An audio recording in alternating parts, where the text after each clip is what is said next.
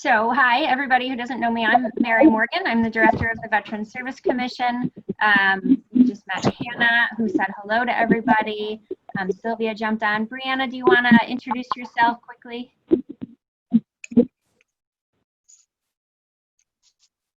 Hi, I'm Brianna, and I help run the Welcome Home program as the Elks Scholar Fellow.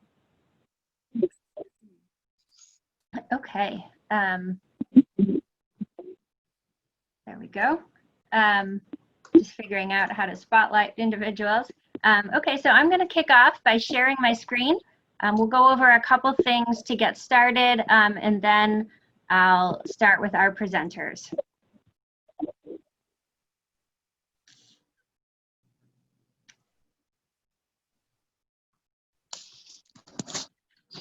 Okay, so we're calling today's presentation an Elks Symphony, with the thought that none of us can whistle a symphony. It takes a whole orchestra to play. So here's a quick agenda for today. First, we're going to start off by talking a little bit about how COVID-19 has affected our programs and how lodges can adapt, how we've adapted, and if you have any feedback or problems about that, please feel free to send a question in the chat box. And then we'll have our speakers come in to talk about community coalitions, reaching local veterans in need, serving National Guard members and their family, and then we'll talk a little bit about Welcome Home and how you can set up statewide projects. I'm asking everyone on the call if you could make sure that you're on mute so we can cut down on background noise. We do have a lot of folks on the call, so we want to make sure it's easy for everybody to hear. We'll kick it off with the mission of the Veterans Service Commission. Of course, our mission is serving our nation's veterans. Everybody's familiar with the Elks Pledge. Our specific mission is to ensure that veterans thrive by providing Elks volunteers with the tools and resources through community service and engagement. So we know you're all extremely busy. Our job is to provide you with the funding, the information, and the resources you need to get out there and serve veterans as efficiently as possible. So we're hoping to do all the background work, give you ideas and support so you can get out there and help the veterans in your community. So first, a little bit about our programs and how we've adapted them. We know that volunteering looks a lot different right now. For those who are out in the community, we do want to encourage you to follow all local and facility guidelines. Take all required precautions, wear masks, social distance. Many of the veterans we serve, like hospitalized veterans and residents of state veterans' homes, are particularly vulnerable to this virus. So we want to make sure we do all we can to protect them. Additionally, we know that a lot of facilities have these requirements in place, and if you think some of them are perhaps too strict, we understand it's different everywhere, but we encourage you to follow the guidelines so you can maintain those relationships with the facilities and the volunteer managers.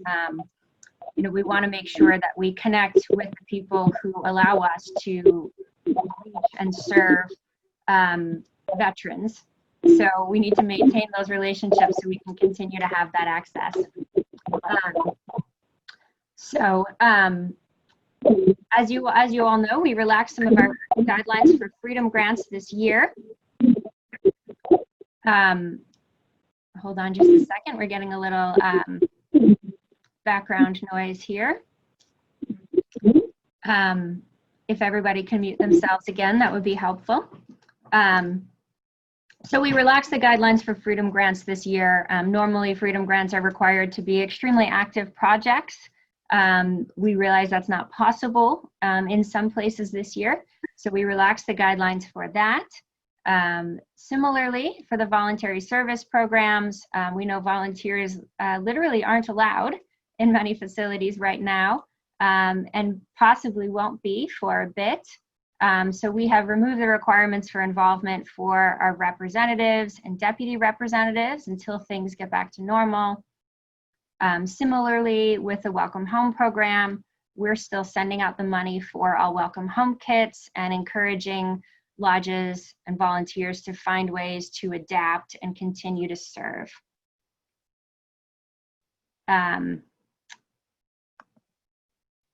Here are a few examples that we have taken from our volunteers on how folks are continuing to adapt and serve. So for Welcome Home kits, as we mentioned, Elks are free to order supplies online. Many places have specific lists of what they provide for veterans.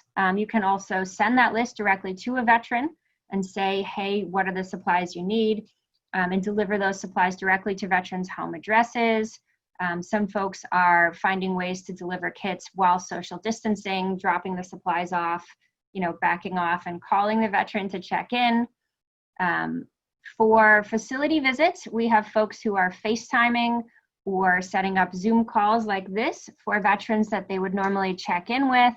Other people are calling rooms directly, sending cards, notes, small supplies. We have some volunteers, especially volunteers with young kids who are bored. They are rallying their children and their Girl Scout troops. Our HR manager here, Dana, is having her daughter's Girl Scout troop write cards and notes and sending them to state veterans' homes around Illinois. Take a cue from McDonald's. We had one of our lodges take their normal monthly veterans dinner and turn it into a drive-through lunch. So they provided everything. The veterans came up, they handed off the food, and everybody was on their way to enjoy their lunch at home. Another lodge had to cancel their stand down, so they took all the supplies and resources that they would normally give out during the stand down, turned them into care packages, and went out into the community and to local shelters to deliver those supplies directly to the veterans. We heard another volunteer tell us a story, a Shakespearean story, if you will, of standing below a balcony at the VA and talking to the veterans up above. A lot of our representatives and deputy representatives are suspending their visits as required and sending their supplies directly to the VA. So there are things that are still needed by veterans at the VA, particularly things that weren't needed before, like games, board games, books, puzzles, playing cards. Our craft kits are really popular right now. So that's something to make sure that you're ordering those. And then we had another lodge that planned a socially distant Welcome Home kit drop-off. They gathered all the supplies, they dropped it off on the veteran's doorstep, stepped back from the curb, and FaceTime with the veteran inside to talk about all the supplies that they delivered. So these are some adaptations that we've seen lodges do. We have a lot more examples on our website, and we're going to continue to put those up there as people share their ideas with us on how to adapt. So at this time, I'm going to hand the floor over to Maureen Wall, who is the State Veterans Chair for Montana. She's also one of the founding members of the Carbon-Stillwater County's Yellow Ribbon Community, also called the CSCYRC. It's kind of a mouthful. That connects Maureen's Lodge, Beartooth Lodge, and other committee members with veterans in need of assistance in the surrounding area. Maureen's been running this program for a while. We think it's a great example of bringing folks together outside of a lot of the normal facilities like VA medical centers and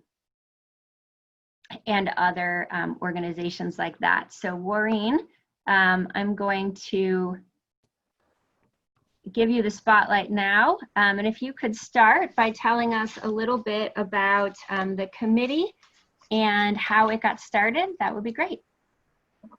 Thank you very much. It's a pleasure to have this opportunity to share what we're doing here in Montana, and particularly in Red Lodge. The Beartooth Lodge started collaborating with the Carbon-Stillwater County's Yellow Ribbon community 10 years ago.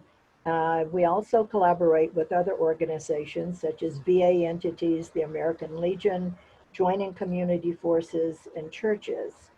We use grants from ENF to provide 8 monthly complimentary dinners to veterans and their families.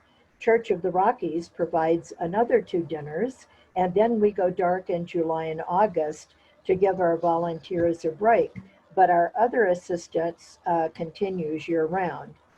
We use the Freedom Grant to provide emergency and short-term assistance to veterans and their families. That is why the Yellow Ribbon community was founded, and because of the partnership between the Elks and Yellow Ribbon, it really allows us to bring even more resources than the money that we get from the Freedom Grant. When the Yellow Ribbon community was established, we consulted the demographics in our area. From that information about the number of veterans, the family members, and income levels, we determined the kinds of needs that we needed to be prepared for.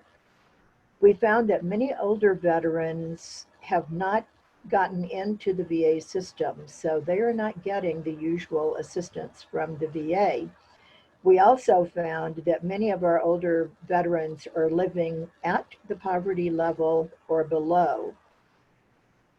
The younger veterans who are now reintegrating into our communities need many kinds of assistance. So once we've identified our marketplace, if you will, then we began identifying our resources, and we continue to add new ones as we go. By creating this network of resources, it provides more opportunity to serve our veterans. We provide food, clothing, pay rent to prevent homelessness, and utilities to restore service or prevent shut-off. We do car repairs, get gas cards, pay for prescriptions, provide firewood, do home repairs, and meet many other needs. We have a very smooth running operation, providing a response to the request for assistance within 8 hours or less, but certainly no more than 24. This is vital because in many cases, we're the contact of last resort, as the Elks and Yellow Ribbon are the only 2 organizations in our 2-county area that can respond so quickly. We have many instances to confirm the importance of the quick response. We had a call at 4 o'clock one afternoon from a public assistance officer. She had a veteran in her office, and he had exhausted all of his other means, and he, his wife, and children were being evicted at 5:30 that afternoon. They had been waiting for approval for Section 8 housing, which hadn't come. So they now were completely out of money, so they had no money for food, much less the payment for the back and the current rent. The property manager had run out of options and had to serve them an eviction notice. Long story short, we got the money to the manager a half hour before their deadline, and we delivered groceries to them. Otherwise, they would have been hungry and homeless, and social services would have taken their children. Their approval for Section 8 came a week later, but in the meantime, we were able to prevent a disaster on their part. Then I got a call one night from a neighbor who said that his neighbor next door was a Vietnam vet, and he had run out of firewood and begun burning his furniture for heat. So the next morning we delivered a truckload of firewood. And as you can see, our veterans have a wide variety of needs. So I encourage, particularly in smaller communities, to develop a similar program. Smaller communities may have less resources for veterans, so they may be in more need. Understanding that this will be more of a challenge in some communities than others, it just takes a willingness to start and determination to make it happen. Our veterans and their families really deserve nothing less than our best efforts. So let's all keep up the good work.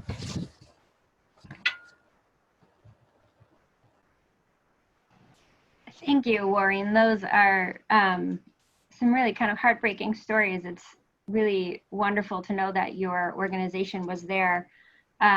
Maureen, can you tell us a little more about how you're able to get people involved with the committee? I mean, you mentioned a response time of 8 to 24 hours, which is really impressive. That takes a lot of volunteers. Can you talk a little bit more about how you engage people to help with different things? I know you said that you have some people who chop wood now to provide that to other veterans. And I think volunteer recruitment and community engagement is a struggle for some places. So you do it so well. Thank you. Typically, we will use the money from the Freedom Grant first, and then use the other resources from Yellow Ribbon and from our partners. Everyone in our area is well aware of what the Elks do to help veterans. We frequently have articles in the paper. Everybody knows about our veterans dinners. We do PSAs on our local radio station. We put little free notices in our paper. I initially started out in creating the network by contacting other organizations in our area to see what kind of resources they had. And some of the churches will have a Good Samaritan ministry. The public assistance people were made aware of what we were doing so that we could get referrals from them. The VA is very well aware. And then there are people actually all over the state of Montana that are aware of what we do. And I've even had calls from out of the area where there was a critical need. And because we have latitude with the Yellow Ribbon, I actually responded to those needs with Yellow Ribbon funds. And one of those, I got a call from the chaplain at the VA in Billings. It's about an hour away from where we live. And he said, I know that Billings is not in your area, but we have a young veteran who just returned from deployment. His wife has suddenly died, and he has no money to for a receptacle for her ashes. So we immediately called the funeral home, paid for it, and that was that. We had another veteran here in Red Lodge, a Vietnam vet, who died, and his daughter that we were able to locate, they had been estranged, she had no money to do anything for him. So we actually paid for the cremation. And then I got a group of volunteers from the local churches and from the Elks Lodge to come in, and we cleared his apartment and just dispersed the belongings that he had to other organizations in the area. And he had been something of a hoarder, so he literally had all kinds of things that still had the original tag on them. So we were able to make contributions to the churches for their raiment ministries. We gave things to our senior center. We made donations of some of the things he had to the group homes that we have in our area, because there were a lot of winter clothing and shoes and things like that that had never been used. So it's just a matter of letting people know what you're doing and asking them if they will be on your list of resources. And it really works very well. If I may take one more example, time for one more example, we got the call from a neighbor of a World War II veteran's widow, and she needed a new water heater. So we said, okay, we can deal with that. So we sent somebody out to check and see what the situation was. Well, not only was her water heater, had it not been leaking for a long time, he actually stepped through the floor. And so as it turned out, she needed a new water heater. She needed new flooring. And then in the course of us communicating with her, we found out that she needed a washing machine. It was in the middle of winter, so and she had wrecked her car, so she had no way to do anything. And as it turned out, we actually, through contacting people, I sent out an email to my resource list, and we were able to replace her water heater, put in new flooring. We got a donation of a used washing machine. We actually had a car dealer who had a car that he specifically had set aside to use for just such emergencies. So she ended up with a replacement vehicle. One group paid for her insurance for the first year. Another group paid for the registration. And then there was also food delivered. So, I mean, you just do it. You just call on people. That's so impressive. Thank you, Maureen. Does anybody have any questions for Maureen? If you want to put them in the chat box, or we can follow up on them later as well. All right. So I have, I'm going to share my screen here for a second. We have summarized some of Maureen's wisdom. And you will be able to look at it just in a second when I figure out how to share my screen again. So you can see build connections are important. It takes a little extra work to build these connections outside of established veterans facilities, but it's worth it. Be consistent. Maintain those community contacts. So be proactive about asking people how they can help and making sure that you're in touch with churches and all these other organizations that Maureen mentioned, and find ways for everybody to help, and however that might be. If you have a car to donate or an old washing machine or anything that you can want to help, you never know when it might come in handy. So thank you, Maureen. We are going to jump now to hear from Troy Erickson, who is the Colorado State Veterans Chair and the Veterans Service Officer for Clear Creek County. Troy is going to be sharing with us the story of the Colorado Elks statewide partnership with the National Guard, and how that partnership started and how they leverage it to serve the National Guard members and their families in the community. So hold on just a second. Let me introduce you all to Troy.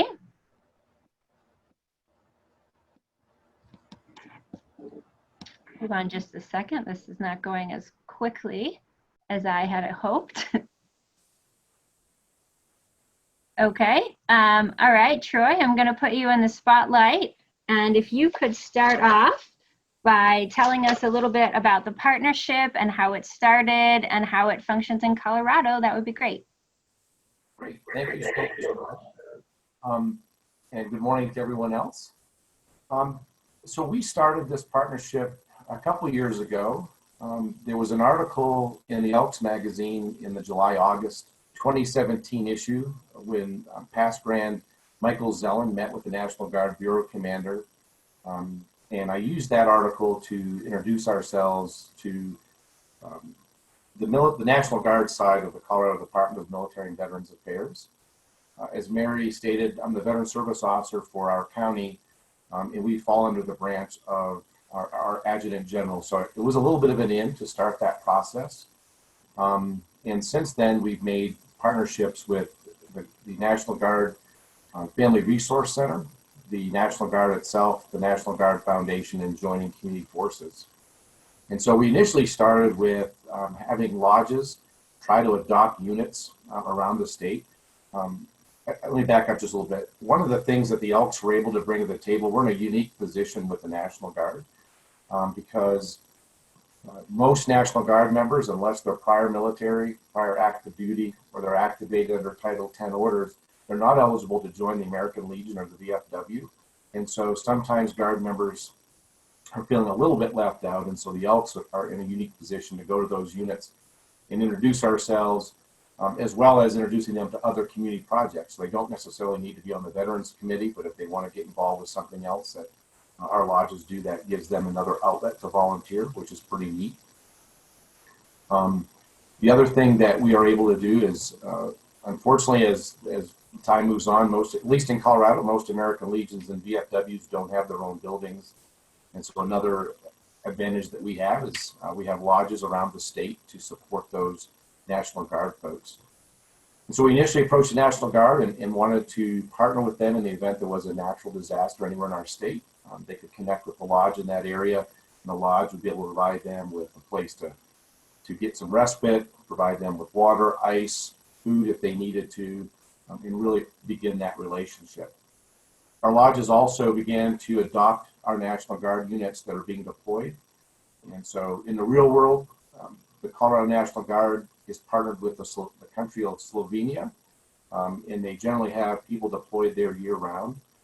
And Colorado National Guard is also pretty active in being deployed around the world in different capacities. And so allowing our lodges to adopt a unit, send them care packages once a month was a great in. And then recently with the COVID-19 things going on, we had a number of National Guard folks that were activated both locally and in the Denver metro area to help turn our convention center into a hospital, which was huge. And then we also had about 100 military police activated for some of the riots that were happening down in Denver. So one of the things when we connected with the chaplains down at the Armory, we decided that we wanted to do something for those folks after we learned that although they were deployed and they were being fed well, they were being fed the same meal 3 times a day, every day. And so they allowed us to come into the Army and do end of mission barbecues for the units as they were rotating out. And that was a huge way for us to introduce ourselves. In fact, in one of our barbecues, one of the lodges met some folks from a unit that had just returned from Afghanistan that were receiving their care packages. So for that lodge to be able to put a face to the name and make that personal connection, that was pretty incredible. And folks really enjoyed that. One of the things that we learned in these barbecues is that there are a lot of National Guard folks, E1s to E4s, the lower enlisted folks that are living paycheck to paycheck.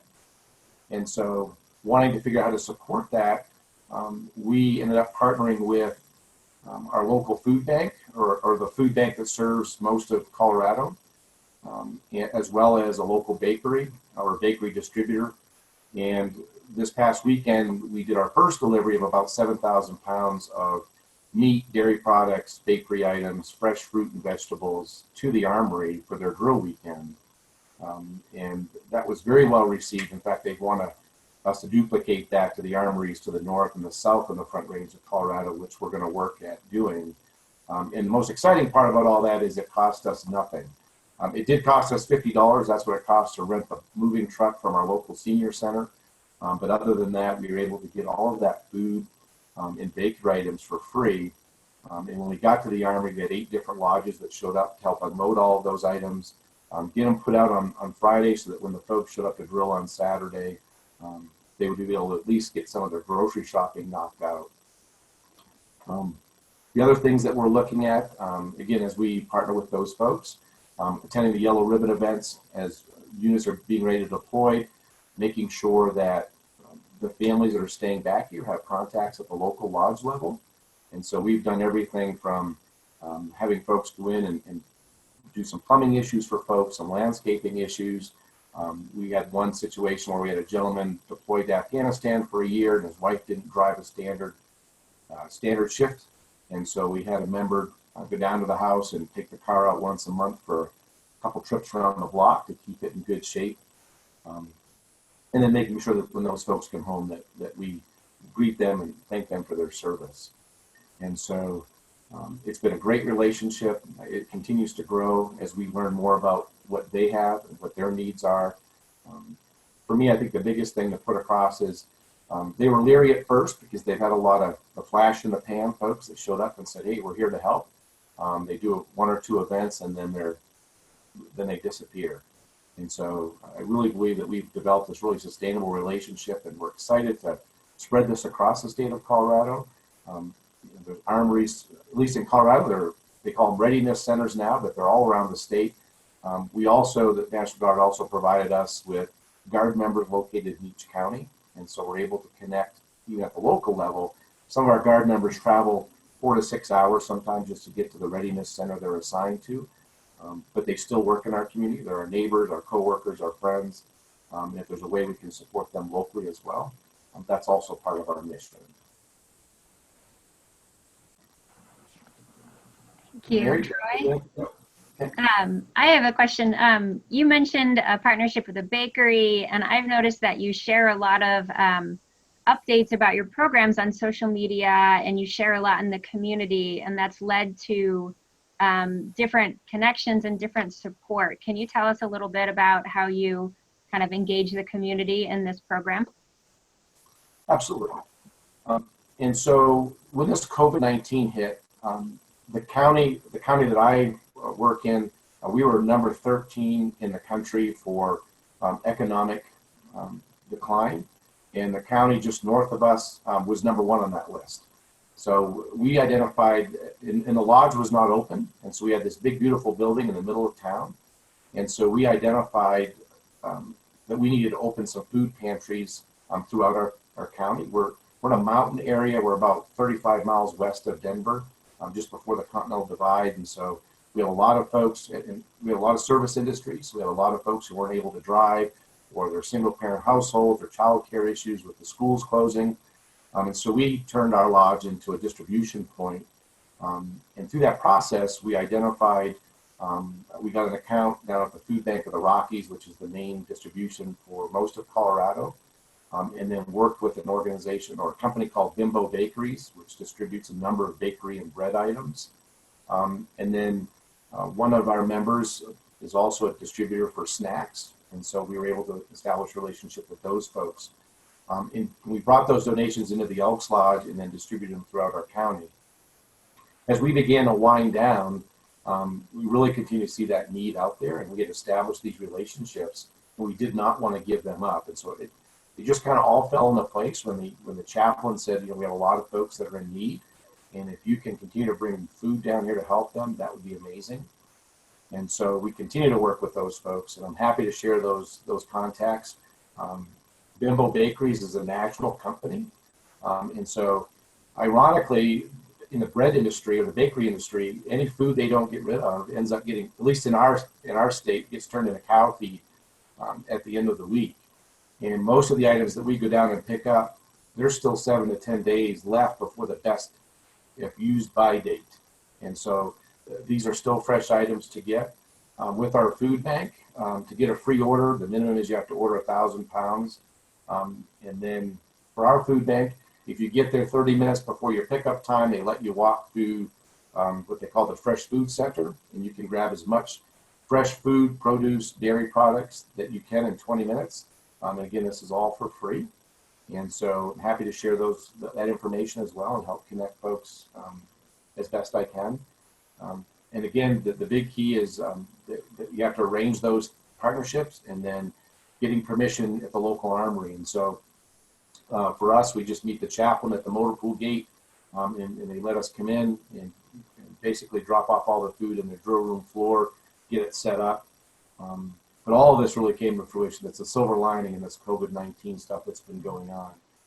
And a lot of our members in Colorado anyway, we had a lot of people just say, just write us a check and we'll be happy. We'll take that from the Elks. A lot of our members were looking to do something physical. They wanted to get more involved than just sitting in a meeting or just handing out money to folks. And this was a great opportunity when folks were able to come down and help unload 7,000 pounds of food. It is a lot of food, but everyone got excited. They had something to do, and they were back and forth. The soldiers that were on duty on Friday, they came out and helped work alongside us. They were very appreciative, very grateful. They were surprised at the amount of food that we could bring down for them. Again, so we had snacks. So we had some unhealthy food, snacks, and soft drinks, but we also had some healthy fresh fruit and produce. And it's truly amazing when you find out how much food is out there at these distribution points that they're really looking to get out into the community. They just need someone to come down and get it and then bring it to wherever you want to take it. And once we started spreading that word, more and more folks have called us. We had a call from the Snapple warehouse last week saying, we heard what you're doing. We want to donate some Snapple and 7-Up Pepsi drinks. And so we'll coordinate them moving forward. What we did find out is between the Army National Guard and the Air National Guard, there's a lot of people. And so next month, we'll be going out to Buckley Air Force Base. There's about 900 Air National Guard that drill there on the weekend. And so we will be focusing on the Air National Guard next month. And so we want to make sure that we continue to swap back and forth so we get everybody, that we're able to serve as many folks as we can. That's great. That's very impressive. Thank you, Troy. If anybody has any questions for Troy, you can type them in the chat box. I'm going to share my screen again and give you a summary of some of the information that Troy shared.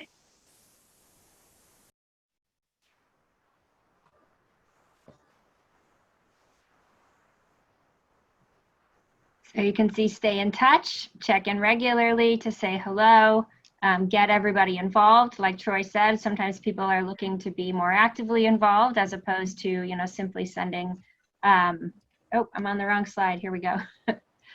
Maintain relationships at different levels.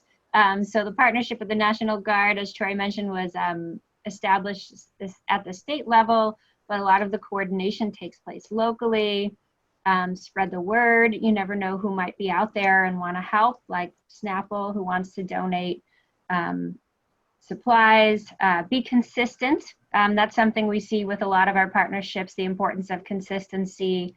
A lot of folks will, you know, try to come up with a veterans service project for publicity or, you know, a flash in the pan and then let the ball drop. And be adaptable as needs arrive, because you never know what might happen, like a pandemic, for example. All right, well, thank you, Troy. Next, I'm going to introduce Kelly Mazzocchi.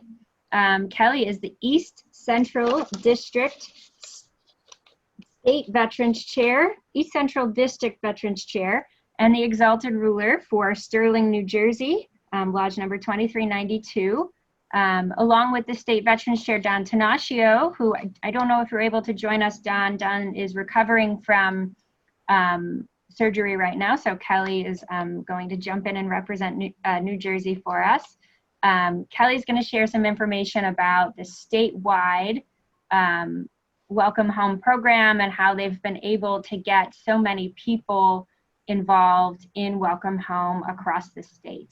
So Kelly, I'm going to spotlight you right now, and then if you could start by telling us a little bit about the program. I know you have some stats to share, and then how you got the program started, and then we can go from there. Sure. Hi, everyone. About 4 years ago, the State Veterans Committee for New Jersey, we reached out to all the local VA hospitals. Now, we only have 2 in New Jersey that cover the northern part of New Jersey. Philadelphia covers the Camden area, and then Wilmington, Delaware covers the southern part of New Jersey. So what we did is we put together a flyer of what we do to help the veterans deliver, like get a welcome home kit and furniture, because a lot of the veterans couldn't afford furniture when they moved. They would receive a voucher from an organization up here, but the veterans were responsible for the transportation of getting the furniture from their house to their new apartment, which a lot of them couldn't afford. So we ended up partnering with the VA and other veteran service organizations. And they're also in 12 of the counties of New Jersey. They're called the New Jersey SOS stakeholders. So we all communicate with each other. If we were in need of something, that we could put it out to this email distribution list, and it would go to probably hundreds of people and vice versa. So they all know what our program is and how we help veterans, like Catholic Charities, Soldier On. And then the flyers went to the HUD-VASH counselors that help the veterans get their apartments. And what we do is we get the referral sent to us by the case manager. We look over the paperwork, make sure everything's okay. Then we reach out to the veteran, and this is all before they've moved. We find out what they need. Most of the people, they get a welcome home kit. We have couches available, end tables, coffee tables, nightstands, dressers, table with chairs. So those are the items that the veterans, and beds if they aren't able to get them from another organization. And what we do is it goes to one person, which happens to be me. I coordinate everything with the paperwork, and if we have to follow up. And then what we do is we reach out to our district chairperson, the VETS district chairperson, with the information, and they all have a little team that they put together within their district that will go and make the delivery to the veteran. And then we keep a spreadsheet of all the veterans that we help. We reach out to them later on to see if they are in need of anything. And what happened is that we used the community to get used furniture in obviously gently used condition, because we don't want to take anything that you wouldn't want in your own house. And we were storing it in storage units. So what happened is a building became available in our town, actually Sterling, and I wrote a proposal up to our advisors, and it was an old American Legion building that had been empty for about 3 years. And what happened is our advisors liked my proposal, and we ended up renting the building for $1 a year for up to 75 years, as long as we use it for veteran-related activities. And now it's called the New Jersey Veterans Annex. And here's where we keep all of the welcome home kits, the furniture, because a lot of the lodges, they will use their grants for this, but they have nowhere to store it. So we keep it in this building, and then when they have to make the delivery to their area, they will come to the building, pick it up, and then deliver it to the veteran. So it became a big, useful place for especially North Jersey, where we have a lot of requests. We also have some other locations across the state at lodges, like a shipping container in the parking lot at one lodge where they keep stuff. We do have a storage unit in South Jersey that covers that area. So right now we have 4 locations throughout the state where we keep the kits and furniture to pretty much cover the whole state of New Jersey. And what we do also is word has spread, and we use Facebook a lot when we need furniture, and word gets around and people, so say for instance, someone has a couch and someone I know might say, they might tag me on Facebook to say, do we need this couch for the veterans? So social media is a great way to get the word out. We have plenty, we are always looking for more help throughout our members through the state to make the deliveries to the veterans. And so social media is great, emails, to get the district chairs involved so they can get people within their districts to help is a great help to us and to the veterans. I would say in 2019, we helped approximately 300 veterans across the state of New Jersey. This year, to date, we've helped only 60, and it would probably be a lot more, but due to COVID-19. And what did happen as of March 16th, the state of New Jersey pretty much shut down. They were definitely not, HUD-VASH was not getting veterans apartments. There were some that were pending at the time. So the VA actually sent a truck over with a couple of their employees to get the furniture and the welcome home kit that was needed, and they actually delivered it to the veteran. I made my first delivery about 2 weeks ago to a vet, and what we did is to protect ourselves. We had gloves, we had masks, and we asked the veteran as well to have a mask on so that we were safe when we went there. we used hand sanitizer, and all was good. So I think that's about it. All right. Kelly, I love how when you get a request, you match it with the local lodge by sending it to the district. That's a great way to kind of get more people involved that I think other lodges can learn from. We see a lot of our volunteers sort of getting burned out by taking in all the requests that they get and not finding, you know, ways to share the responsibility with other folks. Kelly, you mentioned that you maintain contact with some of the veterans after you serve them. Can you tell us a little bit about that?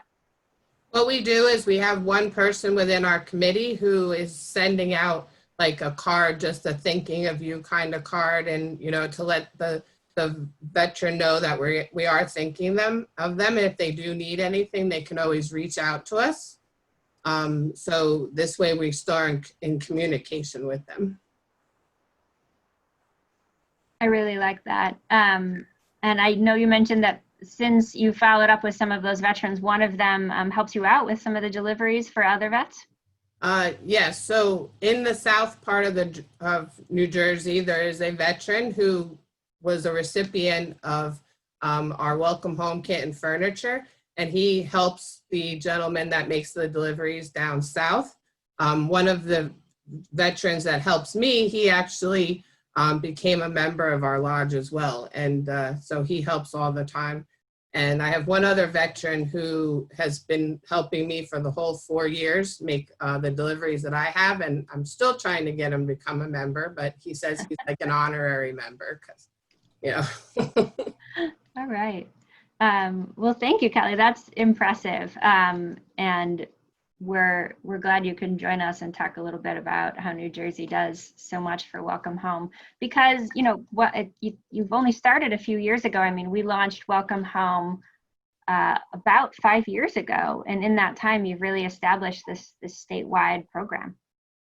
Yeah, there's so many veterans out there, and I think now that, you know, hopefully COVID is, you know, it's not going away, but it's going to lessen so these veterans can get out of the programs they're in into the housing, because I know there's a lot of housing vouchers for them to be able to move into their apartments.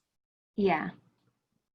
All right. Well, thank you, Kelly. If anyone has questions for Kelly, feel free to put them in the chat box down there. I'll share the summary of some of Kelly's comments here.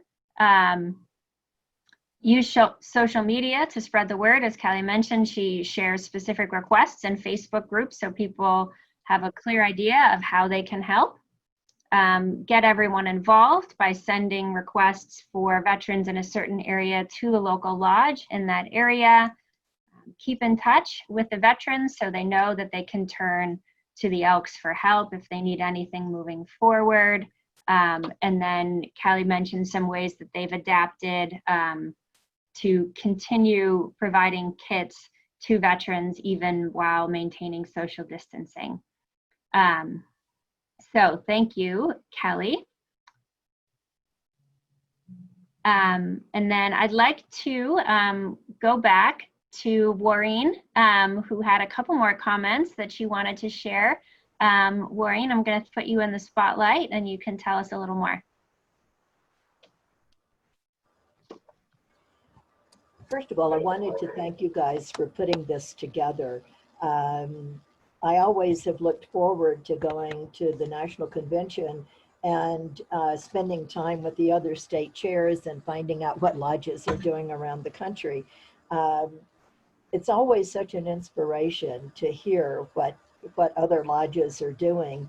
And I'm so excited about what Kelly is doing with the Welcome Home. And I think what they're doing in Colorado is just extraordinary. Because we live in such a small community, there are actually only 10,000 people in our whole county. And they are not that close to veterans facilities. So we don't, as a community, have the resources of them going to the VA and getting all of those kinds of things. So I really would like to encourage the state chairs to encourage their lodges throughout the state to create something like Yellow Ribbon to partner with the Elks so that, or even if the Elks just takes it on themselves, to really create something in the smaller communities because there is so much need there and the typical resources of large corporations and those kinds of things are not available.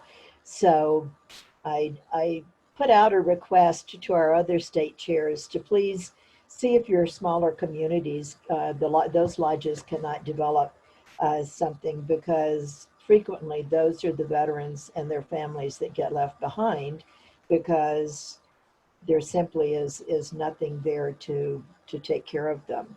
So thanks again for putting this together and my congratulations to these other state chairs who are doing such incredible things. It's just really exciting and gratifying to know that our veterans are being cared for. And then one last comment. The Yellow Ribbon through the National Guard is a program that they have that is to care for the families when the Guard members are deployed. And our Yellow Ribbon is different from that. It's totally independent. But we had a local woman who was on her second deployment to Iraq. And when we found out about it, and she was a National Guard member, we actually found out a couple of things that we could do on her behalf. And one was her daughter wanted to take horseback riding lessons. So Yellow Ribbon paid for that.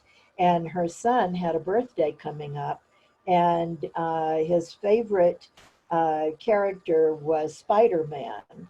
And so we threw him a Spider-Man themed birthday party on behalf of his mom. And then we videoed everything and sent it to her so that she could see what had occurred. So it was just really, I mean, there are just so many things that can be done, and it may not seem much to us, but it means a great deal to those that are receiving the assistance. So I thank the Elks for giving us an opportunity too. Great. Thank you so much, Maureen. I love those examples, and thank you for kind of taking my words out of my mouth. Thank you to everyone presenting today. I know that we shared a lot. You might have a lot of ideas based on all of this, so I have a couple quick slides here just as a reminder of the resources that we have available to help your lodges pay for all of these great ideas that were just shared. Here we go. So Kelly talked about the Welcome Home program. One of the main ways you can provide Welcome Home supplies to veterans is through our Welcome Home Kit program. So right now we'll reimburse up to $300, up to $400 per kit if you provide a bed. And so that's an easy way for your lodge to take those requests as they come. The form is online. As I said, we're allowing lodges to sort of adapt that to COVID as needed. And then Brianna is our resident Welcome Home expert. So you can call our office and she can connect you with everything you need to get started with that program, or we can connect you with other lodges who use this program. And one of the big things about the Welcome Home Kit program is that it is unlimited per year. So right now, lodges can do 2 Welcome Home Kits a year, or they can do 25 Welcome Home Kits a year. We have lodges that do hundreds every year, and then we have lodges who will do 3 or 4 as the need arises. So it's a very flexible program. It allows your lodge to kind of adapt to the level of need and the level of volunteers that you have. Of course, we have our grants program, which I think everybody mentioned in their presentations. Freedom grants are already gone for this year. They went very quickly, but we do want to remind you about the huge community investments program and all of the grants available through that. So gratitude grants, spotlight grants, beacon grants, and impact grants are all available. Many of those grants are delayed this year, so go to elks.org/SIP for updates and make sure that you're taking advantage of all your grant funding to fund all of those projects. And then, of course, we have the voluntary service program. If you are involved in supporting a facility like a VA medical center or a clinic or anything like that. And of course, you can always call our office to talk to us, and we can walk you through all the different resources available. We are happy to help you tailor ideas to certain projects and grant funding. We're happy to connect you with our contacts in the area or with other lodges who are running similar projects. We are here to help you do everything that you need to do, everything that we can to help you get done what you need to get done. So that is all we have. If you guys have any questions, you can type them into the chat, or you know how to reach us. You can call us at the office or email vets@elks.org. Thank you for joining us. We appreciate it. We know you have a lot going on, so I like that you all came. And of course, thanks for your dedication to serving veterans. It makes our job a lot easier when we can just give you guys the resources you need to go out there in the community. So thanks to everyone for presenting and attending today. I hope you all stay safe and healthy, and contact us anytime.